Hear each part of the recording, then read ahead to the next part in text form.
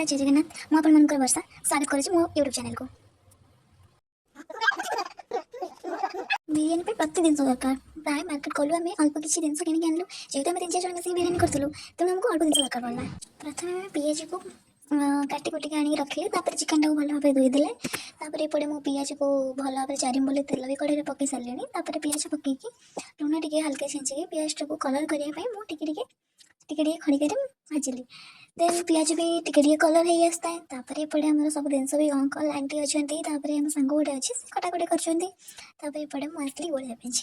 Chicken गोलिया विभिन्न प्रकार मसला दरकार चिकेन को गोलिया पिज रसुण अदा पेस्ट करी से भी रखी पिज भी भाजिकी भल भाव मैरिनेट करी रखी दही हलदी आमर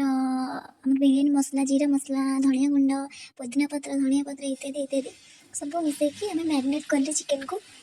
भल भाव मैरिनेट कलु बहुत समय प्राय गोलैलु देन आम कलर भी टे पकईकी भल भाव मैरिनेट करके गोलैकी रखीदेलु। नेक्स्ट कचुम्बर करने आमर एपटे काकुड़ी गाजर दही कंचा लंका गोल काटिकुटी रखी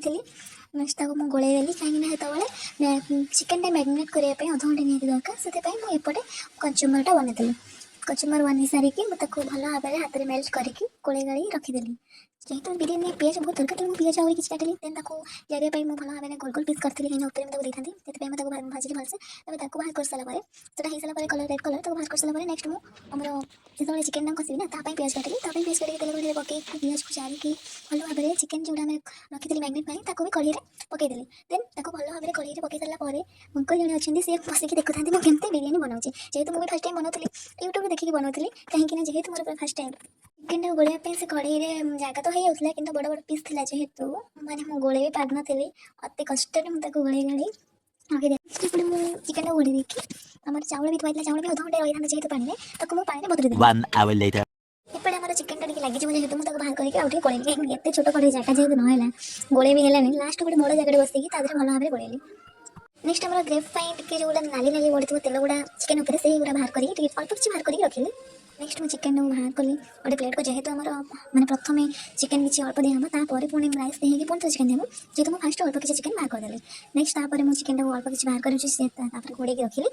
देन आम रानू सीटी देला सी देखी देखी चिकेन में दौड़ी पड़ी एपटे मुझे पानी बसई देती बड़ हाँ पानी गोटा मसला पकई देती से पानी हो सारापर चाउल को पकईदेली एपटे दम देदेली आंटी कहली अटा चुपी मुझे राइस प्रिपेरेसन करते राइस भी होगा किसी समय पर राइस भी बाहर करदेलु आम भी स्टार्ट कलु गैस लगे हांडी टाक बसईदेलु बसई देकी हल्का से तेल पकई बोली बाहर करी एपटे मुझे कलर फलर सब रेडी भी करदेली कचुम्बर सब रेडी करदेली कहीं जेहतु आम लेट भी होता भूक भी लगे तेणु पकई पकई देकी सब रेडी कर रखी खाली कर खाइब बास हांडी आम ताती सारापर तेल टे पकई देकी चिकेन जी रखी अल्प पीस बाहर करके फास्ट पकईदेली कौन नेक्स्ट मुझे गोटे बड़ रोसईटे मुझे रोसे करी नेक्स्ट चिकेन पकई सारापर किसी धनिया पत्र आउ कि पुदीना पत्र काटिक रखी जहाँ को भल भाव पकईदेली देन भात गुड़ा जेहतु पड़ता मैंने बिरियानी राइस भल भाव धीरे धीरे हल्के हल्के पकाऊली जमी साइज हो राइस पड़ सारापर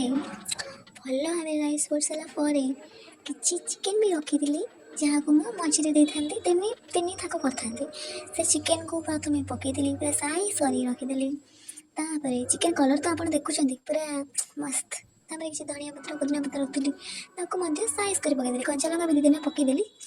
जो ग्रेव बाहर करी मझे चिकेन मन अच्छी सेटा भी धीरे धीरे साइज कर पकईदेली वाव कलरटा तो मतलब सब बेटर लगला कलरटा मुझे साइज कर पकईली कलर किसी रखिली फास्ट ऊपर दवापाई लेयर रे दवापाई आउ जहाँ जी राइस थी सब जाक पकईदेली जमती हांडी पूरा फुल कलरटा पकईला बेलू पूरा गाजर हलवा कि आउ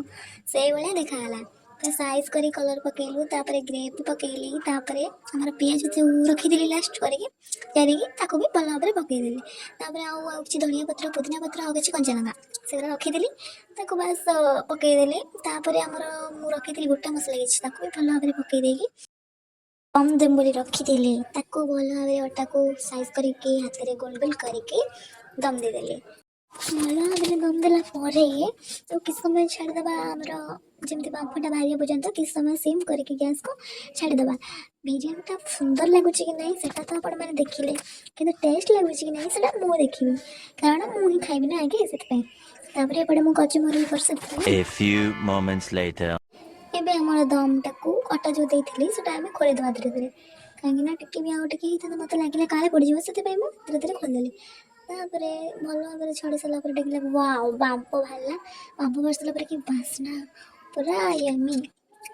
ନେକ୍ସଟ ବିରିୟାନୀ ହେଇସାରିଲା ପରେ ତଳକୁ ଆଣିକି ତାକୁ ହାଣ୍ଡିରେ ଯେଉଁ ଗୋଳେଇଆଟା ଗୋଳେଇଲି, ୱା ପୁରା ୟମି ଦେଖାଗଲା। ନେକ୍ସଟ ମାଣ୍ଡିଆକୁ ବାହାର କରିଦେଲି। ନେକ୍ସଟ ଦେଖିଲା ବେଳକୁ ହାଣ୍ଡିରେ ଲାଗିଥିଲା ଯେଉଁଗୁଡ଼ା ସେଗୁଡ଼ା ମୋତେ ଟେଷ୍ଟ ଲାଗିଲା। ମୁଁ ସେଇଟା ଖାଇଲା ବେଳେ ଝିଅ ତାର ଭିଡ଼ିଓ ବନେଇ ଦେଇଛି। ତାପରେ ମୋତେ ଯେଉଁ ଲାଜ। ନେକ୍ସଟ ଆମେ ସମସ୍ତେ 5 ଜଣ ବସି ଗୋଟେ ବିରିୟାନୀ ଖାଇବା। ବିରିୟାନୀ ଖାଇଲା ବେଳେ ଆମେ ଟିକେ ଭିଡ଼ିଓ ବନେଇଦେଲି। ନେକ୍ସଟ କୋଲ୍ଡ ଡ୍ରିଙ୍କ୍ସ ଗୋଟେ ଆଣିଥିଲୁ, ଯିଏକି ଥମ୍ସଅପ୍ ଆଉ ଜଲଜିରା। 5 ଜଣ ଯେତେଥିଲୁ 5ଟା ଗ୍ଲାସରେ ଜଲଜିରା ପକେଇକି ଥମ୍ସଅପ୍ ପକେଇକି ପୁରା ୱାଓ। ଯେତେଥର ମୁଁ ଥମ୍ସଅପ୍ ଢାଳୁଛି ଗ୍ଲାସ୍ ହିଁ ଫୁଲ୍ ହେଉନି, କାହିଁକିନା ଜଲଜିରାଟା ତଳେ ପକେଇ ଦେଇଥିଲା ସେଥିପାଇଁ। ପ୍ରଥମେ ତ ମୋତେ ପିଇବା ଘଡ଼ିବା, ତେଣୁ ମୁଁ ଫାଷ୍ଟ ଗୋଟେ ଗ୍ଲାସ୍ ଧରିକି ଡକ୍ ଡକ୍ କରି ପିଇଗଲି। ୱାହ, ମୋତେ ଯେହେତୁ ତମସବୁ ଭାରି ଭଲ ଲାଗେ, ୱାହ ପୁରା ୟମି। ଏତିକି କହିକି ମୋ ଚ୍ୟାନେଲଟିକୁ ମୁଁ ଷ୍ଟପ୍ କରୁଛି। ଆଉ ଆପଣମାନେ ବି କୁହନ୍ତୁ ମୋ ବିରିୟାନୀଟା କେମିତି ଆପଣଙ୍କୁ ଲାଗିଲା। ହଁ ଲାଇକ୍ କମେଣ୍ଟ ସେୟାର କରିବାକୁ ଚାହୁଁ ଭୁଲିବେନି। Tata bye bye.